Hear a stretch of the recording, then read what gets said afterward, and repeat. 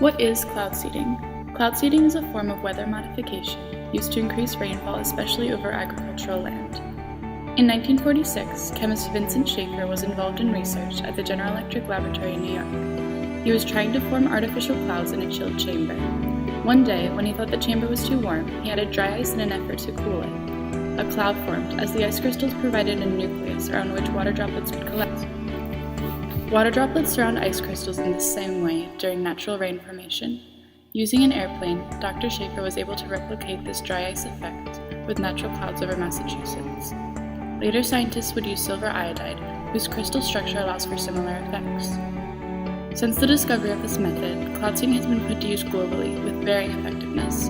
Still, cloud seeding was credited with having created 52 artificial rainstorms over the deserts of Abu Dhabi. It is currently in use in countries like the United States, Argentina, Australia, China, and the UAE. Reverse cloud seeding was even used to prevent rain at the Beijing Olympics opening ceremony in 2008. Approaching storms were seeded so that they would release their precipitation before they reached the complex. Even in dry areas, the air contains some water.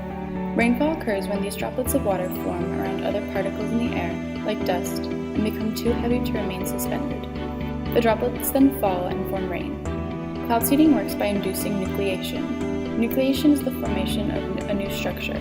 Essentially, the process introduces more particles for the water in the air to crystallize around, which leads to increased rainfall. Silver iodide is a common chemical used, as well as calcium chloride, especially in warm or tropical climates. Two different types of seeding agents are used depending on the temperature of the cloud volume to be treated. The cold rain process involves ice particles, whereas the warm rain process is entirely liquid. There are three methods of cloud seeding: static, where the moisture is already present in the clouds, but chemicals like silver iodide provide crystals for the water to condense around and makes the clouds more effective at dispensing their water. Dynamic, which increases vertical air movements, which make more water pass through clouds, meaning more crystals and therefore more rain. It requires a properly working sequence of events and is less dependable than the static method. Hygroscopic, which releases salts into the lower sections of clouds. The salts absorb water until they are fully saturated and they can no longer absorb any more water. It rains. This is the least studied method, but is thought to have the highest potential. As is often the case with weather and climate, it is impossible to carry out a completely controlled experiment. Therefore, in the areas of increased precipitation, we can't know whether or not it would have rained even if the clouds had not been seeded.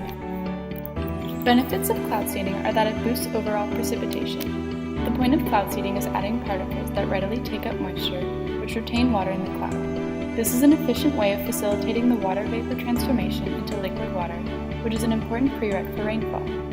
Cloud seeding allows us to enhance precipitation efficacy, which boosts overall precipitation. It can also provide relief to drought-stricken areas. In the same way that cloud seeding can boost precipitation, the formation of rain is essential in drought-stricken areas. Using cloud seeding, these areas can produce rain, which may in turn alleviate the problem of water scarcity. Finally, it can also reduce crop damage. Just as cloud seeding can be used to boost the likelihood of rain, it can also be used to suppress precipitation that could be harmful to crops. For example, excessive snow could be suppressed just like hail or excessive rain, which would damage or drown crops. There are also several disadvantages to cloud seeding.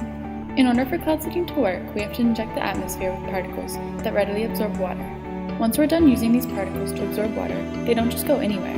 They will stay in the atmosphere. This is where the long-term effects of iodine come into play. One of the biggest chemicals that is used in cloud seeding is iodine, as previously mentioned. Currently, there are no harmful effects of using iodine, but extensive studies have also not been done, so this remains a bit of a mystery, and the lack of knowing is a drawback because it could potentially be harmful. Besides the health of animals, plants, and humans, there is also the cost of cloud seeding to consider. Delivering large amounts of chemicals to the sky and then injecting them into the air is extremely expensive, and may not be a good investment since the long-term effects of iodide are not known. Lastly, although it is a positive that cloud seeding can lead to an increase in precipitation, currently there is no way to control how much rain falls, which could lead to flooding. In conclusion, there is a lot of uncertainty surrounding cloud seeding, but it stands as one of the strongest possibilities for modifying weather and therefore mitigating the effects of climate change.